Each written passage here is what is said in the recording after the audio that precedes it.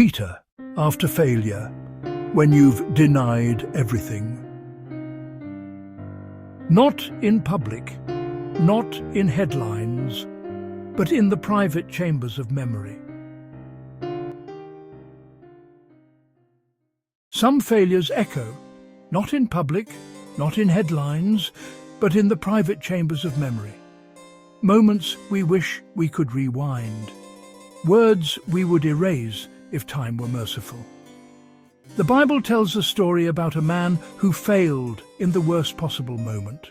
Not quietly, not accidentally, but loudly, repeatedly. And the sound of it followed him into the night. His name was Peter. Peter was bold, the loud one, the brave one, the disciple who swore his loyalty could not break. When others trembled, he spoke. Even if all fall away, He declared. It was not arrogance alone. It was love mixed with confidence. The dangerous belief that devotion alone makes us unshakable. Jesus looked at him gently. Before the rooster crows, you will deny me 3 times. Peter rejected the thought.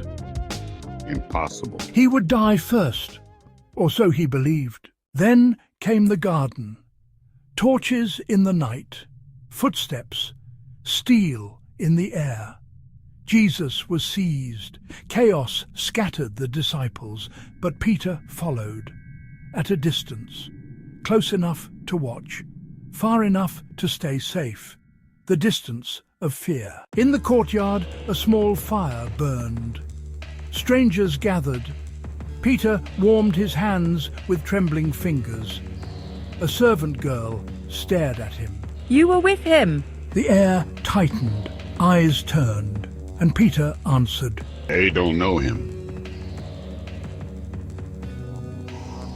A small lie, a quick escape.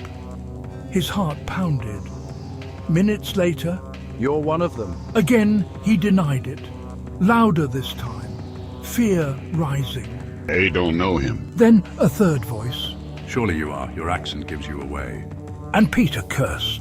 I do not know the man. The words ripped out like a final severing. And then a rooster crowed across the courtyard. Jesus turned and looked at Peter. No anger, no surprise, only knowing. The prophecy fulfilled in a single glance. And Peter remembered. The promises, the confidence, the certainty, all shattered. He stumbled into the darkness and wept. Not polite tears, not quiet sorrow, but the kind of grief that shakes the body. Because the man who swore he would die for Jesus had just denied knowing him. Some failures feel final. Peter believed he had crossed a line that could not be uncrossed. The crucifixion came. The world fell silent. And in Peter's heart lived one sentence. I failed him. Not misunderstood, not outmatched. Failed, and when shame takes root, it rewrites identity. He was no longer Peter the rock. He was Peter the coward, the denier, the disciple who broke. So he returned to what he knew before. Fishing, old nets, old water, old life. As if the last 3 years had been a dream he no longer deserved. Then came morning by the sea. A figure stood on the shore. The disciples did not recognize him. Cast your net on the right side. They obeyed. The net filled beyond strength, and John whispered, It's the Lord. Peter did not wait. He leapt into the water and swam toward shore. The man who once followed at a distance now rushed forward, because failure had not erased love. On the shore was another fire, the same setting as the denial. But this fire was mercy.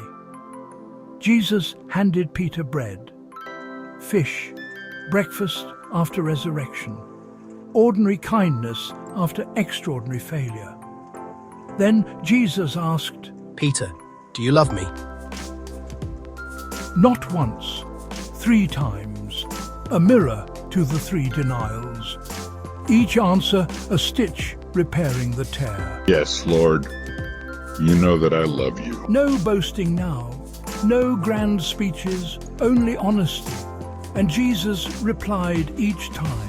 Feed my sheep. Not punishment, not exile. Commission, purpose restored, trust renewed.